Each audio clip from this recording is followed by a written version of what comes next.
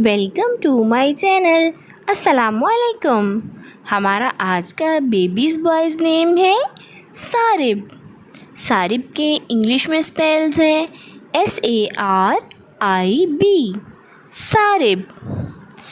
इस नेम का मज़हब है इस्लाम और इस नेम का जिन्स है लड़का। ये एक इस्लामिक नेम है और लड़कों के लिए रखा जाता है ये नाम सारिब। इस नेम के मायने है ज़ाहिर, आया, वाज़िया। सारिब। इस नेम के हरूफ की बात करें तो उर्दू में 4 हरूफ के साथ एक लफ्ज़ मिलता है और इंग्लिश में इसके 5 लेटर्स 1 वर्ड सारिब। इस नेम की तफसील है मोहम्मद सारिब, सारिब अहमद। इस तरह से हम ये नाम रख सकते हैं।